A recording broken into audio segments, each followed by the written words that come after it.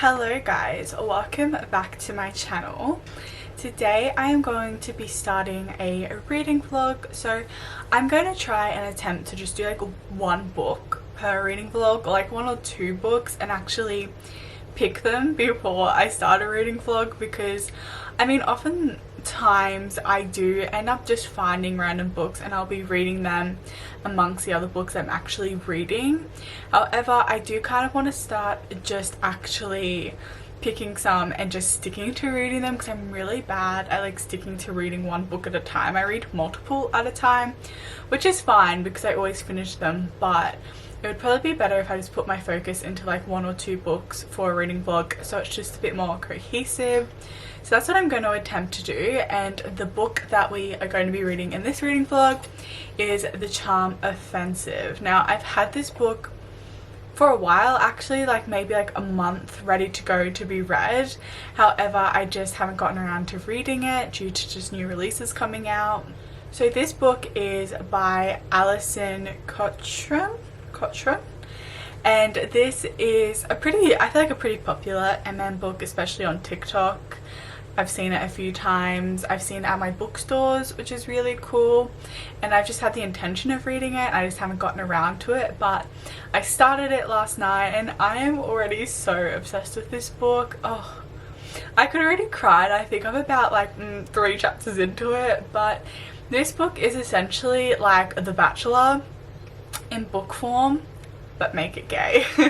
Which, to be honest, I feel like this draws a bit of inspiration from Colton Underwood, I think was his name. He was a bachelor on I think like 2 seasons of The Bachelor and Bachelorette in the US, and he was a football player, and he ended up actually coming out after things kind of went wrong with his girlfriend. This is like a real life event, and now he's engaged to his fiance, which is amazing. But he has a show on Netflix called Coming Out Colton, and that's really interesting, and this is kind of what this book reminds me a bit of, except I think in this matter, like Charlie, our main character, doesn't really know much about how he's feeling. Like, it's not necessarily suppressed, he's just socially not super aware because he's really smart, but we'll get to that. But anyway, it just kind of reminds me a bit of that.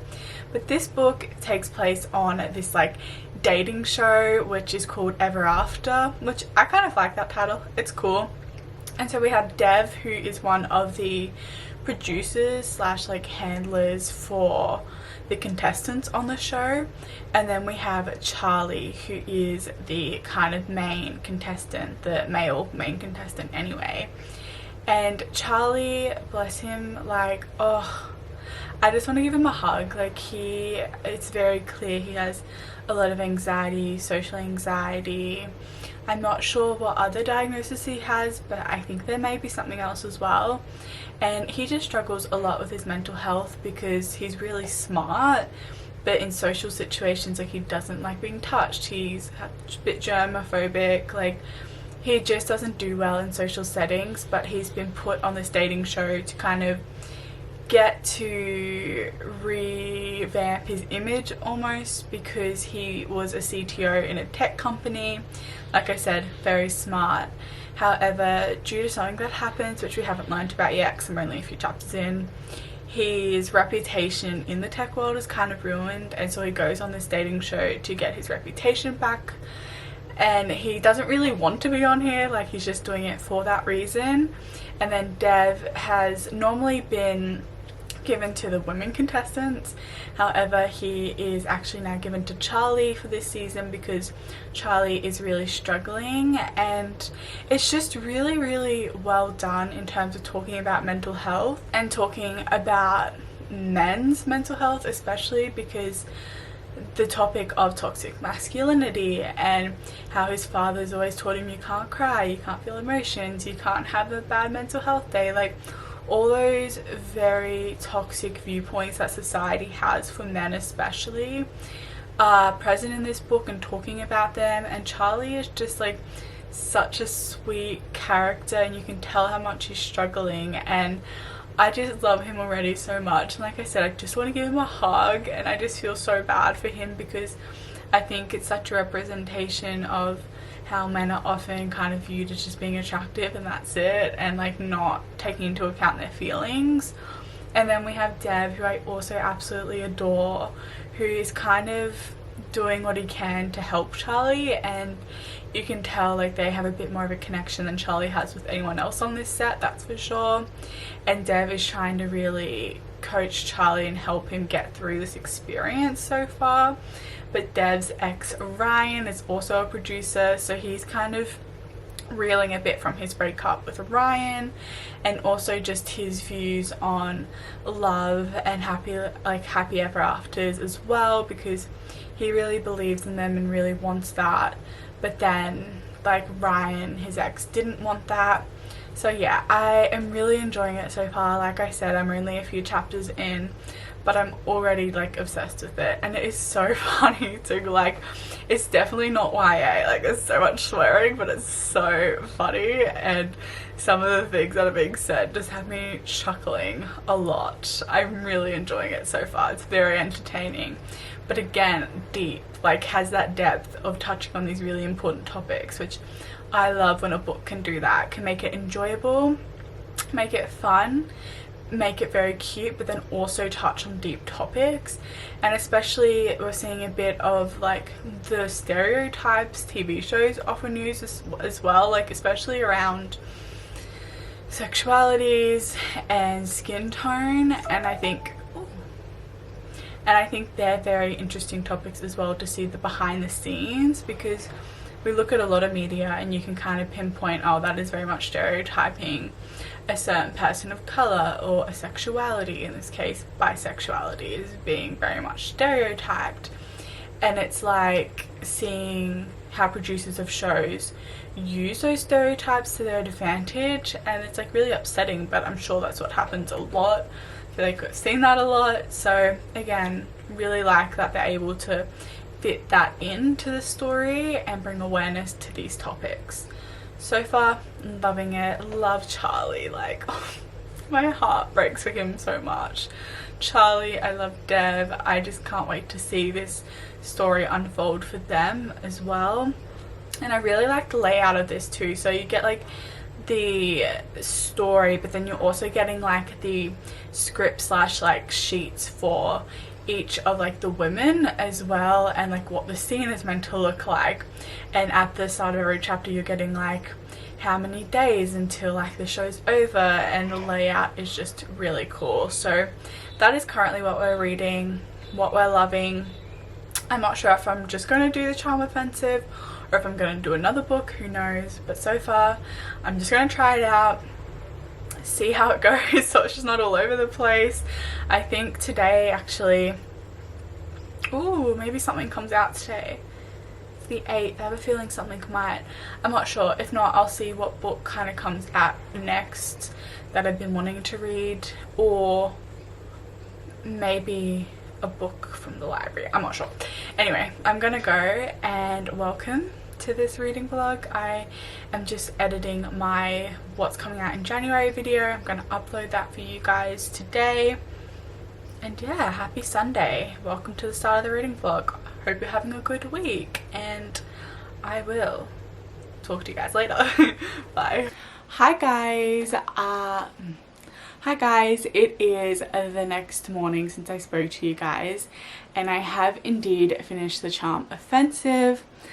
Oh my god, I absolutely loved this book. This book was so just beautiful. Like, that's the one word I have for it. It was beautiful, and it was deep, and it was just so insightful, and it just touched on so many topics, and it's definitely one of my favourite books of this year so far. Like, I know we're not far into the year, but it was just, the writing was gorgeous, the characterization beautiful, the sensitivity yet realness around discussing mental health was done so fantastically. The actual, I guess, overall setting, even though, like, yes, I think a rom-com kind of TV show is, I guess, to some people a bit cheesy, I actually think it was a very cool way to go about different topics in a way that for a lot of people is semi-relatable. Not in terms of us being on dating shows, but in terms of watching these dating shows and the discussion around how like almost every dating show is heteronormative. There's not like, there's a few dating shows that have people of the LGBTQ plus community, but not many, and I think a lot of us in the community can relate to not having that representation in TV especially. And so yes, while I think, you know, the premise is a dating show, I think it's also a lot more than that, and I really actually enjoyed the way they went about it, and also showcasing what it is like behind the scenes of these dating shows, because like realistically we all know that they're not great and that a lot of things are kind of forced and staged, and there's always a motive behind certain things and reasons why people have to act certain ways to be portrayed as certain villains of the shows and whatever. But I think it's interesting to actually see a book where you're getting that behind the scenes instead of just thinking about it yourself. So I absolutely loved this book. The first thing, all of those things I just touched on are reasons why I love it, but I kind of want to break it down a little bit more.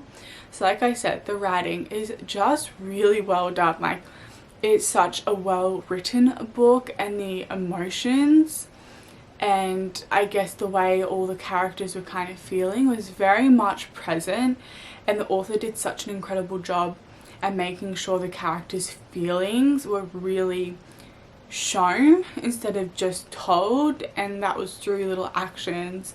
And I really enjoyed that aspect of it, like just the flow of the book and just the writing style, and I will definitely be reading from this author again, that's for sure.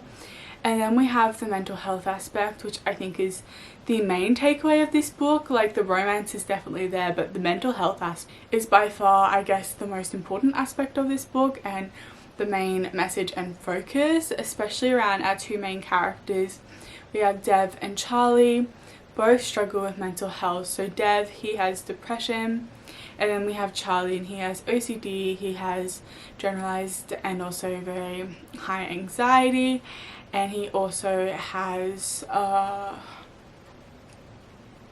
something else as well. And I think it was very, I guess, like, interesting how she took these two people who have normal jobs, whereas one person has like a normal job. Dev, he works in television, he is one of the people on the show that is there for the talent, and then you have Charlie, who's this successful CTO of a company, and he's very smart, and he is what you imagine to be super confident and not have any issues, and I guess that very stereotypical super wealthy head of a company. Whereas Charlie's so the opposite of that. Not that he's not confident, because he has confidence in himself, but he still struggles, and other people think that that's weird, and other people's perception around mental health, as I think many of us have seen, is so fucking skewed and just so wrong, and just, you know, throwing the word crazy out and just not understanding someone's neurodivergencies, I think, a lot of the time, and treating them like they're this rare thing that like makes someone completely different. And it's like, no, they're still just them, they're still just a human being. You just need to approach things with them a bit differently, and that's fine. Like, I don't understand why I hate when people especially say like mental health isn't real, or like you just need to get over it, and it's just like, that's just simply not the way it works. And the way we've kind of treated and viewed mental health over the years in society has just really set up, I guess, a lot of hurt for those with mental health issues. And I love that we're now normalizing mental health a lot more, but we still have a long way to go, and there are still people that are never going to understand it, and like, lucky them, they've never had to experience any kind of mental health. But I really love the way that the author went about mental health in this book, and that these two characters, they had so much support and genuine concern and love and acceptance for each other, and so did the people in their lives. Like Parisa, who is Charlie's best friend, like, she's amazing. I love her so much. And one of my favourite kind of quotes from this book, because I had a lot of quotes in this book that I loved, was when Charlie was telling Dev that he has OCD and he has these things, and Dev was just like, okay, and Charlie's like just waiting for him to like flip a switch and just be like distancing himself and not wanting anything to do with him, and Dev never does that. And for Charlie, that's such a revelation for someone in his life to not push him away because they couldn't cope with his mental health. And that's one thing from Charlie's childhood that he has. His family just could never understand him, just thought he was a weird kid, which is just difficult. And so for him to find people in his life like Parisa and like Dev who just don't care and just are there to help him and just say, what can we do to help you in this time, but still just treat him like a normal person because he is a normal person, and just love him so wholeheartedly. It was just so beautiful. Oh, I cried so much. I'm probably gonna cry again, but oh God, I think it was just the showing and the telling and the messages around mental health in this book were so important and so beautiful and were so heartwarming as well, because both of these characters had to work on themselves, but then they had to work towards, you know, wanting to be in a relationship together, but having to put yourself first sometimes and make your mental health your priority. And Dev especially, I think, was a great example of someone not wanting to accept that they need help, because a lot of the time we hear the word therapist and psychologist and people treat you like you're crazy for wanting to get help, even if maybe you don't have the most severe extent of trauma. You can still get help. Like, you can always better yourself and want to work on your own mental health and work on not pushing people away, and there's always things that you can kind of help and change, and to ask for that help should never ever be judged. And it's such a shame that it is, because I think more people would be in therapy if it wasn't so just like made to be this worst thing and like you need serious mental health. And just the notions of seeing a therapist are just, I hate it in society. And I'm really glad that in this book Dev kind of went through the journey of thinking he's fine, even though he knows he has depression. He's like, no, I'm still fine though, like I can bounce back. And then certain things happening and him really realizing that, no, actually, okay, I need to get this help. I need to do this for me to better myself. And then he does that, and then he's able to come back to a relationship with Charlie, which I think is really important, to be able to recognize that and say, hey, actually I need this time to work on me so that I can be the best version of myself for you, but also for myself, and to really focus on your own mental health and what you need at that time. And then whatever's meant to be will be. And I love that that happened. It was really sad that it happened where they weren't together for a few months, but it was a very honest point of recognizing that Dev needed the help. He went and worked on himself, and then he could come together with Charlie again.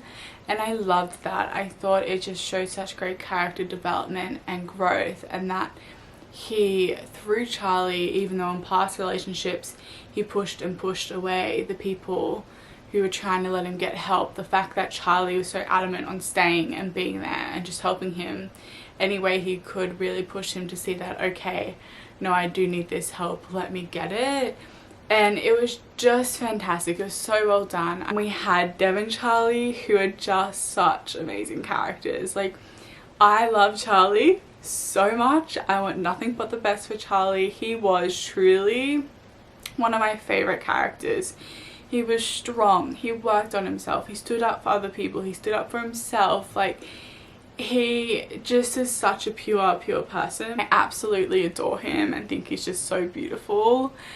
And then you have Dev, and I love Dev too. He's so funny, but he has a lot to work on himself, and he also has kind of like this idea of being on this show and very much, I guess, glamorizing the people who run it and not necessarily taking into account the bad aspects of the show.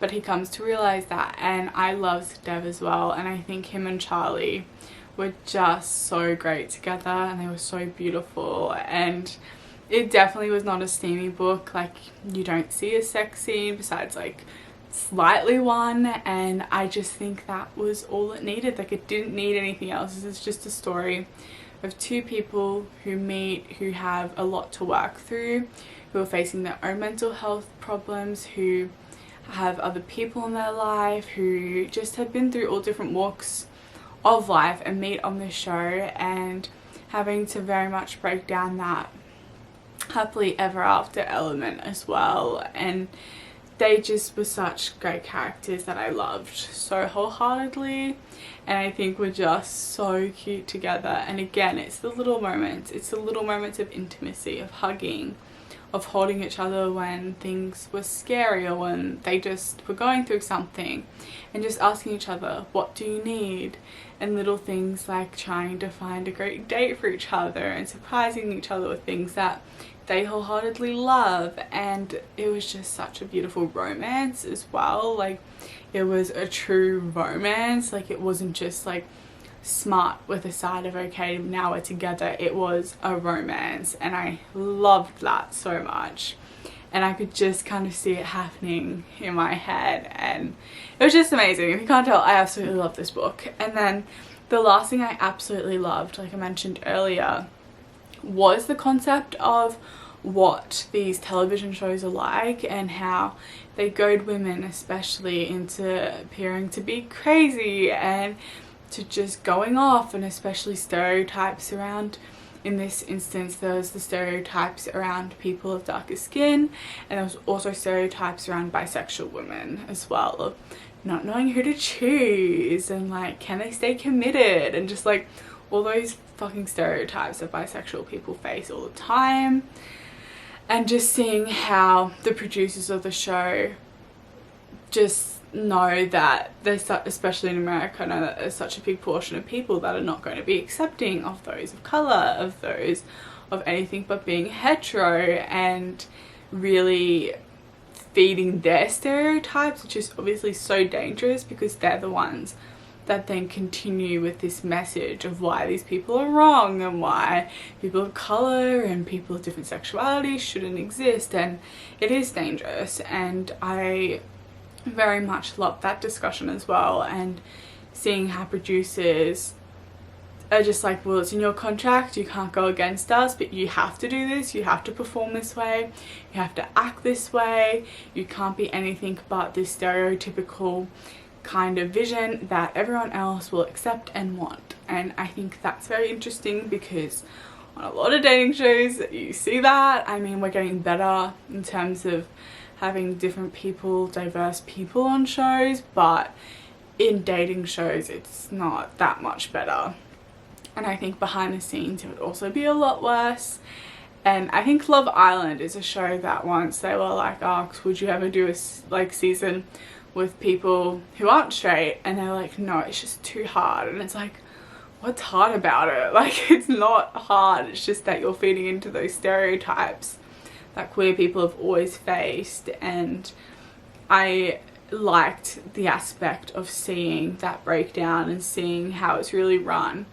And even though, like, realistically, you know, these people go on a dating show for what, like 9-10 weeks, and they only realistically spend like 5 or 6 hours with this contestant, I think it's really interesting to see behind the scenes of that, and the reality of actually what everyone does, and how these people actually feel, and how you can see their mental health deteriorating by being forced into these stereotypes. And I just really enjoyed that aspect of the book as well. So overall, honestly, a fantastic book. It had everything I absolutely adore in it. It was so well done. It was just fantastic. I gave it a 5 stars, obviously, no question about it.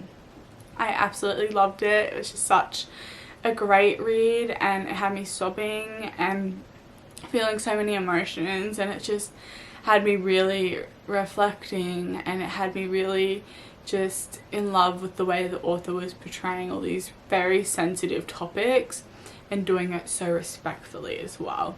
So that was The Charm Offensive. Absolutely obsessed with the book. I think I'm going to get the physical copy because I love it, or just get the ebook copy, but it was just so great. If you guys are looking for just honestly a beautiful romance that touches on a lot of really important things, I would highly recommend checking out The Charm Offensive, especially. It's just so well done, and if you guys have read it, let me know what you guys thought about it down below. I loved it. It was great. I'll probably reread it again. So that was that, and now I am going on to reading You're a Mean One, Matthew Prince. And this I saw in Amy's vlog for her Vlogmas, and I wanted to read it, and then actually found out I could read it through my library for free. So because it's not a Kindle Unlimited book, The Charm Offensive is on Kindle Unlimited, so if you guys have been wanting to read it and you have Kindle Unlimited, it is free on there. And then I got You're a Mean One, Matthew Prince through my library, and I am really enjoying this as well. So this is around Matthew and Hector, and Matthew, he has kind of been raised in New York. His parents are both extremely wealthy.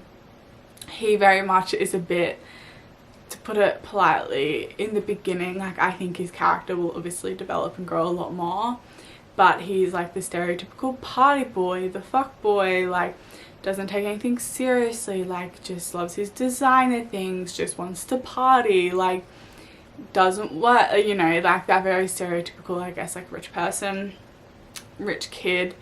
But at the same time, his parents are also very neglectful and also have just thrown money at him to kind of forget, and like definitely don't want much to do with him. And then he purchases an island, and that's kind of like the final straw for his parents because it wasn't financially responsible, even though I feel like from we don't know yet, but I think the reason why Matthew did it was actually for a good reason, but we're not sure yet. But he has now been sent to his mum's parents, his grandparents, in this very like small town, America, like very small town, until he can kind of like redeem himself and prove that he's like a good person, I guess, and that they can get his public figure, public kind of perception and persona under wraps, because they don't want this getting out to like their clients and stuff. So not really for him, more for themselves to save face. But that is Matthew, and he's been sent to his grandparents, where he meets Hector, who Hector is staying with his grandparents because his granddad is a professor, and Hector is a student who he lost kind of like his boarding and his work, even though he's on scholarship, and so the grandparents let Hector stay with them, and Matthew and Hector have to share this room, this bunk bed in particular. I wish it was like the one bed trope, but it's the bunk bed trope, so I guess it's close enough. And they kind of get off on the wrong foot immediately because Matthew doesn't want to share his space with anyone, and obviously he has to share with Hector. And they're very funny, like these two are funny. I'm very much enjoying it. I really like Matthew actually as a character. Like, I think all of the things and the way he thinks is very much a product of his environment and of being brought up by parents. I feel like deep down he's a good person and he's a lot more than just this, but I think he has to really grow and see that for himself, whereas like right now he's very much focused on just trying to leave his grandparents. But Hector and him kind of get off on the wrong foot, and then they now have to work together, the part that I'm up to, work together on like this town kind of charity ball event.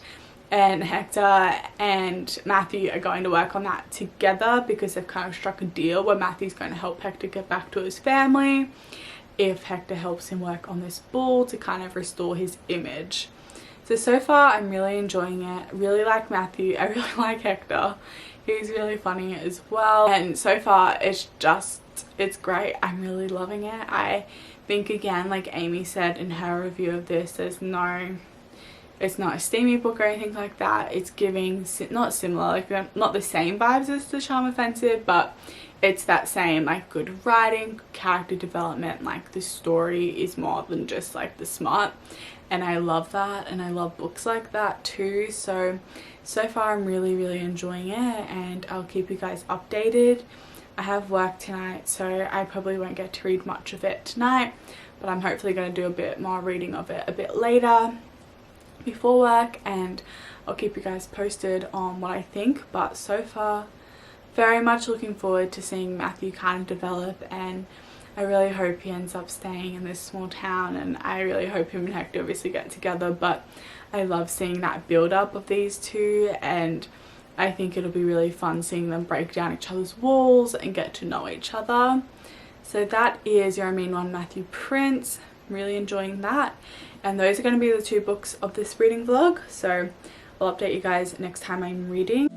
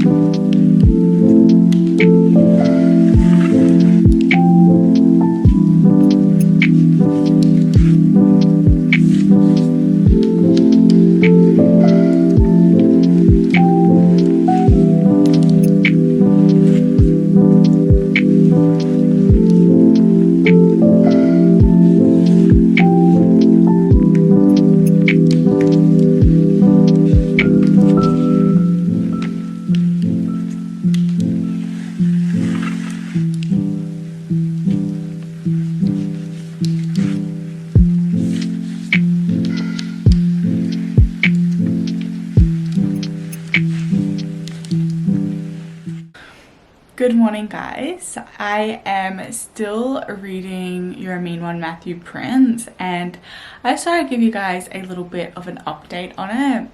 I am really enjoying this book. I really like the fact that Matthew's growth and development as a human being has happened throughout the book, not just in like one big hit where he realized, oh, those things actually that I was doing aren't serving me any longer and they're not making me the person I want to be. And I'm really enjoying the fact that he's realizing these things and having these really great self-reflection moments throughout, and at certain points after certain things happen that may be considered small to some people but to him are really big. And I am loving that aspect of his growth and development.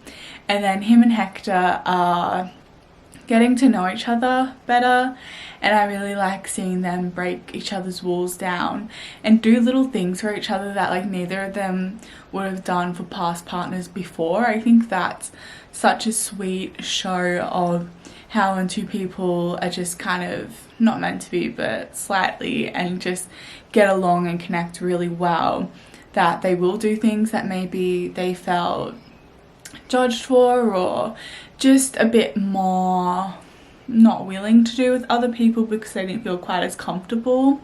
And I'm really loving seeing them do little things for each other and have these like great kind of deep conversations with each other. But still, like with Matthew, he's still definitely like struggling with that one side of him that has grown up this certain way and in this certain environment, and is now seeing maybe that actually wasn't so great for him. But there's still like little things that he has been so accustomed to back home that he still struggles with. And then same for Hector, like he is in this town but he's from Texas, and so he's really missing his family, and he's really struggling like with past relationships and how his past partner broke up with him but got with someone else to do long distance but wouldn't do that with him. So they're both kind of just going through their own things and really making these realizations for themselves, but still kind of coming together and just being very cute, being very sweet. I am very much enjoying it. It is a Christmas book as well. I don't remember if I told you guys that. It is set around the holiday season, and I really wish I had read this around Christmas time because it's making me feel Christmassy, and I really could have used a bit of Christmas spirit at Christmas time. but that's fine. It's just a very cozy feeling book, and the town setting and the small town Christmas feels are all there, and kind of realizing what's important in your life, and that just because you have all these grand things and you have a lot of money and you can do whatever, it doesn't always make you super happy. And I think that's something a lot of people struggle with, is that like, if I just have money I'll be happy. And like, yes, I agree to some extent, like having money obviously provides food, provides a home, provides comfort and things that you don't need to stress about compared to when you don't have a lot of money. But I don't think it is always the thing that's going to make you happy. Like, there are still certain things that no amount of money is going to fix, such as your mental health. Like, you can have the best psychiatrists and psychologists there is, but that doesn't necessarily mean your mental health is always going to improve, and things like that, and relationships and friendships. Like, there are things that money can often corrupt, especially, and I just really like that representation in this book. So far, really loving it still. I think I'm like over halfway through it, and I'll probably finish it today, hopefully. Oh, you can't see my face. Not a tragedy, but that is not the vibe. I'll be back.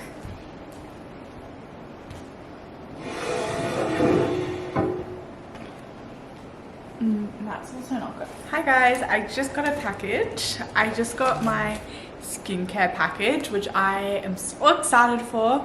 I love skincare. Oh, my voice is going. But specifically, I love Korean skincare, and I only use Korean skincare. And I did a nice big haul of new skincare items. I haven't tried any of these products, but I have used these brands before. So let's see. First thing I got was the Cochrun. If you guys haven't, is it leaked? I'm gonna be so sad if that's leaked. Surely not. This is Cochrun. They're a Korean skincare company. All of these are, but they're pretty popular. Like, they have a few products that are super popular, and this is their BHA Blackhead Power Liquid, which I have not used before, but I have heard, oh, I think she might have leaked a little, that's fine, that I have heard is meant to be really good for helping your blackheads, which I do tend to get a few blackheads, which is like a bit annoying. So I'm going to see if that helps them maybe just like settle down. And then I did get another Cochrun product. I got the Advanced Snail 96 Mucin Power Essence. They have a whole skincare range of like each of these products, where you can get like the essence, the toners, the moisturizers. So if you're looking for any of these in like an entire range, Cochrun do that. But I'm really struggling. Okay, we're just gonna rip into it. This, my sister, I got it for her when I was actually in Korea, and she, oh my god, I'm really struggling with this box. She really likes it. She says it really helps her skin. So you can't really see in this lighting, but I got that as well. So this is an essence as well.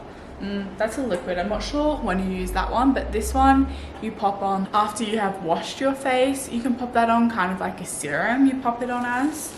And then another Cochrun product, actually. This is the Hyaluronic Acid Intensive Cream, which I have heard some good things about. And I got all of this through YesStyle, which is a Korean-based website. And they have free shipping, and all the products are really well priced. Like, they're all between like $15 to $30, which in Australia, that's really, really good for skincare. And they all work so well. This is the cream. It's like this kind of, I wonder if it's open. I'll show you guys later when I'm actually doing my skincare, but I do want to try and find like more moisturizers like this, because I do get dry skin because I am on like an acne based cream, so my skin does tend to get very dry. Oh, look how cute and mini it is! Oh my god. So if you guys know, the Laneige sleeping lip mask. They're from Korea, and I do have a big one that I got when I was in Korea, and then like the lip balm version. But they had these, I don't even know if you guys can tell how small it is. They had these minis. Look how fucking cute that is. Ah! It is so mini. It's tiny. They had these minis and they were like $5. So I got one of those that I can take to work with me. That is adorable. That is so cute. Then I got this new face wash. This is the by Wish Trend face wash, and it's their green tea and enzyme powder wash, and I have again heard good things about this one. Kind of acts as like an exfoliant and a face wash all in one, I think. Ugh. Got it. And this one is kind of like this, so it's in this kind of bottle, and you pour some of the powder out, mix it with water, and wash your face that way, which I'm super excited to try this because it has green tea, has enzymes, it's exfoliating, polishing, which are things I often need. You can't really see, but I hope it's good because it looks good. And then we got a new toner. Oh, I love this packaging. This is the I'm From Rice brand, and again they have a toner, moisturizer, serum, face wash. They have a whole range of stuff, but I have heard the toner is meant to be really good, and I needed a new toner. I think I'm going to try some of their other stuff as well if I like this, but it is essentially like this milky, can you guys see, milky white rice toner. And rice is something obviously like they use a lot in Korean skincare, but we don't necessarily use it a lot here. And so I love that they came out with like this whole range, and it's meant to be really good too, and like really help moisturize your skin. So I'm very much looking forward to using that as well. It looks stunning. And then I got this Madagascar Centella Ampoule with pure Centella from Madagascar. This is by Skin 1004. I don't know if that's the company name. I think it might be. It's really stunning packaging, this one. It feels really nice too. Like it's like a, I don't know, it's really nice texture though. I really like this box. I'll try and actually not break this one because I actually like it. And this again I have heard good things about, and I have seen any of you guys follow James Welsh, he talked about this as well. And all of these products I actually got from a TikTok that I saw, because I do use all these brands anyway, but I saw a TikTok saying like what products from Korean beauty really helped her skin, and I love all of these brands, so I was like, okay, I'm gonna give them a go. Oh, she's stunning. This is the Centella. If you guys don't know, Centella, oh that's so cool. Sorry, I just realized on the back, I don't know if you'll be able to see, you can see like the Madagascar landscaping. Centella is like a very calming effect for redness and for acne, and it's used in so much Korean skincare, and that's like one of my favorite ingredients because I used to have really bad acne, and now I still do get a little bit, and I find Centella really helps calm it down a lot. So all of these products are really good. So yeah, that was just a little haul I wanted to show you guys. It was very exciting for me. Don't know if it was exciting for you guys, but I'm going to go now because I was waiting for this package to come, because Toll, they're the ones that delivered this package, but if you're not here, they don't just leave it, they take it back because they require a signature, but they don't tell you like when they're coming. So I've just been waiting around for this package to come before I can leave. So now that it's here, I can go and get my Kindle, which is super exciting. So I'm gonna go. Talk to you guys later. Hope you enjoyed. Bye. Oh, that is not the angle. Oh. That's not the angle either. Nope, that does absolutely nothing. Okay, I'm gonna hold you guys.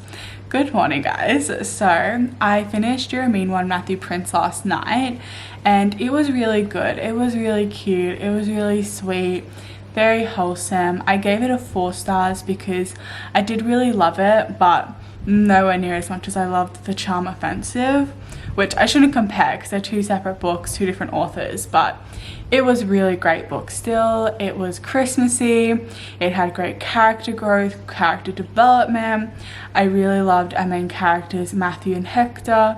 I really liked how Matthew kind of came full round and figuring out what he wanted to do with his life, figuring out boundaries with his parents, and finally kind of standing up for himself and really saying what he wants in life and what he's going to do to get that. And I just loved him and seeing his journey towards becoming the best version of himself and knowing he still has work to do, but the work that he did do was still fantastic and I really appreciated it and loved seeing it.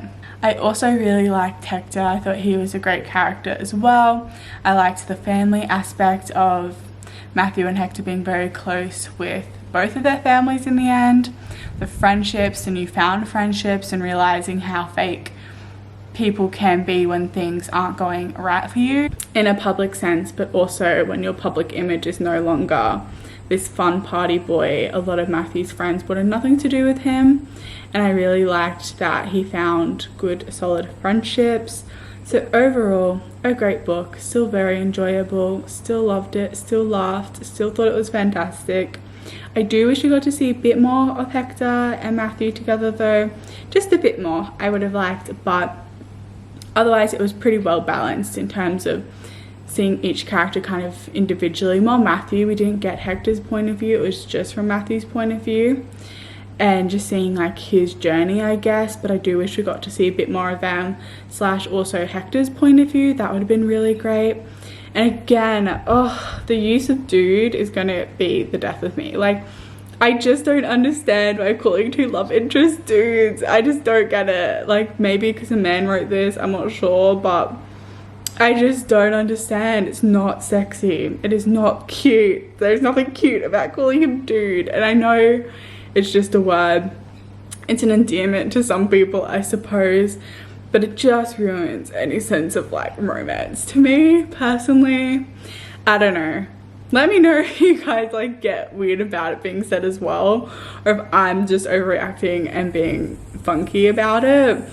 But Hector used the word doodle, and I do like that he at least explained it, because Matthew was like, dude me once more and see what happens. Like, Matthew didn't love it, but then Hector kind of explained why, which was cute. And then they duded each other, so it was fine, like it was bearable.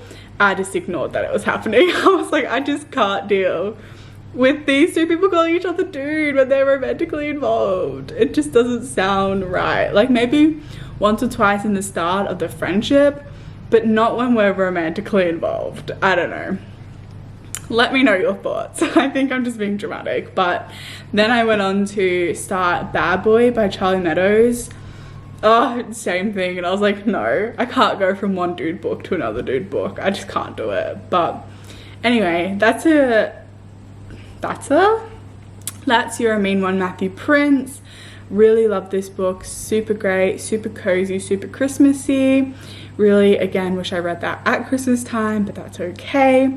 So that is the end of this vlog for you guys. Let me know how you found me sticking to 2 books. Do you find that more easy to watch and a better flow? Do you not mind when I'm a bit all over the place and have like 5 books going on? Let me know. I just wanted to try it out for you guys. I think I like it better because it makes me stick to a book and just stick to reading that book.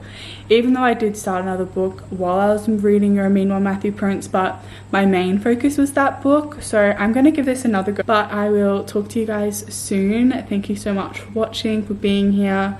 As always, I really appreciate it. I always appreciate you guys taking your time out of the day to watch me, to just listen to me speak about books. Let me know if you've read any of these books. I'd love to hear your opinions on it. And yeah, thank you for being here. Have a great day, have a great night whenever it is you end up watching this, and I'll see you guys next time. Bye.